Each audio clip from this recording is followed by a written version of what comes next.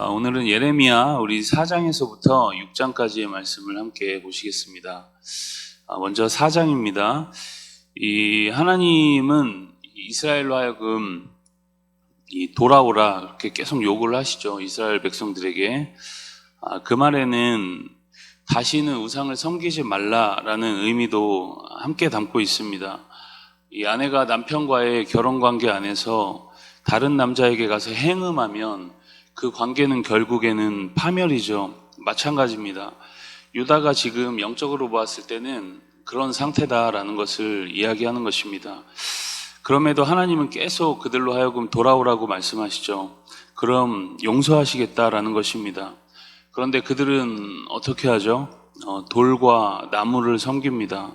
아무 도움도 줄 수 없는 것들을 섬기고 거기에 절을 하고 그것을 하나님으로 삼습니다.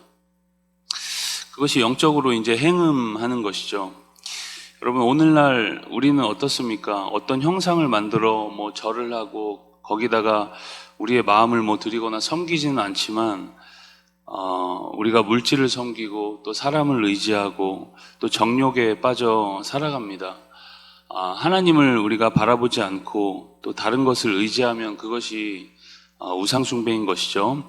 이러한 죄악에 빠진 백성들을 향해서 예레미야 선지자는 4장 19절부터 22절까지 탄식하는 내용을 담고 있습니다. 그리고 심판하시는 환상을 이제 보게 되죠. 그 내용이 23절부터 31절까지 이어집니다. 그 상황이 굉장히 혼돈스럽고 급박하게 돌아갑니다. 우리 31절의 말씀을 같이 함께 읽겠습니다. 내가 소리를 들은즉 여인의 해산하는 소리 같고 초산하는 자의 고통하는 소리 같으니 이는 시온의 딸의 소리라. 그가 헐떡이며 그의 손을 펴고 이르기를 내게 화가 있도다. 죽이는 자로 말미암아 나의 심령이 피곤하도다 하는도다. 심판의 날에 어떤 지금 상황인지 이제 이 말씀을 통해서 우리가 볼 수 있죠. 여인의 해산하는 소리 같고 그리고 초산하는 자의 고통하는 소리 같다. 그러니까 심판받는 입장에서는 그 심판이 얼마나 지금 괴롭고 고통스럽고 두려운 일인지에 대해서 이 말씀 자체에서 이제 보여주고 우리가 또 느낄 수 있죠. 5장으로 가시면 유다가 심판당할 수밖에 없는 이유에 대해서 이야기를 합니다. 우리 1절 말씀도 같이 함께 읽겠습니다. 너희는 예루살렘 거리로 빨리 다니며 그 넓은 거리에서 찾아보고 알라. 너희가 만일 정의를 행하며 진리를 구하는 자를 한 사람이라도 찾으면 내가 이 성읍을 용서하리라. 무슨 지금 말씀인 거죠? 주변을 아무리 찾아봐도 믿음의 사람을 찾을 수가 없다는 이야기입니다. 예루살렘 거리를 빨리 다니며 정의와 진리를 행하는 일을 한 사람이라도 찾아봐라. 찾을 수 있나? 이제 그 말은 뭐를 뜻하는 거죠? 그런 사람이 지금 한 명도 없다는 것입니다. 여러분, 신앙의 중심지였던 예루살렘, 하나님의 도성이 예루살렘에조차도 하나님의 그 정의와 공의가 무너지고 타락이 극에 달했다는 것입니다. 심했다는 것이죠. 여러분, 어느 시대에나 우리가 교회 역사를 보면은 어느 시대에나 크고 작은 좀 정도의 차이는 있을지라도 어느 시대나 부흥이 필요했고 또 항상 죄악이 만연해 있음을 보게 됩니다. 그러나 그런 시대에도 항상 하나님을 바라보는 신실한 사람들은 소수일지라도 존재했고 그런 사람들을 통해서 하나님의 구원 역사는 항상 이어져 왔습니다. 그런데 예루살렘에는 그런 사람을 눈을 씻고 찾아봐도 없었다는 것이죠. 여러분, 신앙을 잃어버린 자리에는 신앙만 이제 잃어버려지는 것이 아니라 반드시 도덕적인 타락도 항상 따라오게 됩니다. 거짓이 횡행하고 고아와 과부가 괴롭힘을 당하고 그리고 정치가 부패하고 정의가 제대로 시행되지 못한다는 것이죠.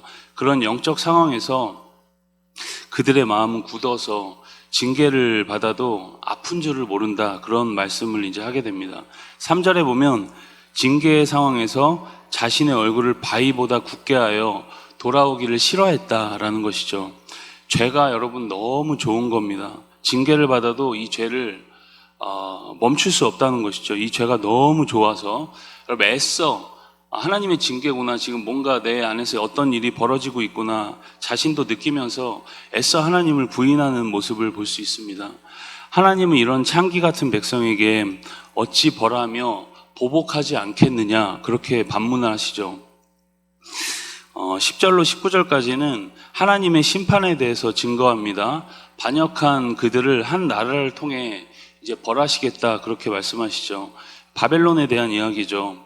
여러분, 그들은 이스라엘 자녀들이 먹을 양식과 양떼와 소떼, 그런 것들을 다 점령하고 다 먹고 포도나무와 무화과나무 열매를 다 차지합니다. 완전히 이제 점령당하고 그 땅이 황폐해지는 것을 이야기하는 것이죠. 20절부터 31절까지는 그럼에도 백성들은 깨닫지 못하고 이 회개하지 않는 것에 대한 이제 탄식을 하고 있는 것입니다. 우리 6장으로 넘어가시면 6장 1절로 8절까지는 이 남유다의 수도인 예루살렘이 포위가 되고 함락될 것을 예언을 하고 있습니다. 우리 1절 말씀을 같이 함께 읽겠습니다. 베냐민 자손들아, 예루살렘 가운데로부터 피난하라. 드고아에서 나팔을 불고 베탁게렘에서 깃발을 들라. 재앙과 큰 파멸이 북방에서 엿보아 오미니라. 어떤 동사가 등장하죠? 피난하라, 나팔을 불라, 깃발을 들라. 여러분, 어떤 느낌이 드십니까? 지금 예루살렘 안에 굉장히 다급하고 초조한 일들이 막 벌어지고 있다는 느낌이 들죠. 우리가 수요 성경 공부 때 배웠지만 이 예루살렘 지형을 보면 해발 고도가 굉장히 높습니다. 제가 최근에 이 북한산에 있는 백운대를 한번 혼자 올라갔다 왔는데 뭣도 모르고 이제 산에 올라갔다가 정보가 많이 없이 그냥 산에 올라가는 거다라고 생각하고 올라갔다가 거의 기어서 이제 올라갔죠. 기어서 막 기다시피 굉장히 이렇게 가파르고 고도가 굉장히 높습니다. 다 올라가면 이제 경치가 굉장히 예술이죠. 굉장히 멋있습니다. 그런데 올라가는 것 자체는 굉장히 힘듭니다. 나이가 좀 있거나 또 체력이 좀 약하신 분들은 웬만해서는 이 백운대 올라가기는 쉽지가 않습니다. 그런데 여러분, 예루살렘 해발 고도가 이 북한산 백운대 정도가 되니까 군사전략적으로 보면 굉장한 요새죠.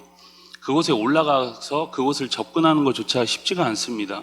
그 요새 같은 곳에 또 예루살렘이라는 성이라는 굉장히 이제 방어할 수 있는 그런 성을 지어서 방어하면 그곳은 웬만해서는 그 당시 군사 전략이 있어도 그곳은 웬만해서는 뚫을 수가 없습니다. 그리고 예루살렘 성에는 무엇이 있죠? 성전도 있습니다.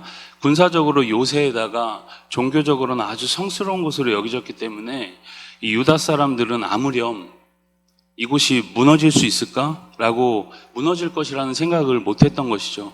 그런데 선지자는 그곳에서 어떻게 하라고 이야기하죠? 도망가라, 피난하라, 그렇게 이야기를 합니다. 그 말은 무슨 말입니까? 예루살렘이 처참하게 무너질 것을, 이제 앞으로 무너질 것이라는 것을 이야기하는 것입니다. 바벨론을 통해서 그 예언이 분명하게 이루어지죠, 역사 속에서. 여러분, 이렇게 하나님이 심판하시는 날에는 아무도 말릴 수 없다는 것을 이런 말씀들을 통해서 우리는 볼 수 있습니다. 하나님이 정하신 그 심판의 때가 빨리 지나가기만을 바랄 수밖에 없는 것이죠. 여러분, 하나님은 우리가 잘 경험하다시피 한이 없이 좋으신 분입니다. 우리를 향한 하나님의 본심에는 절대 변함이 없으십니다.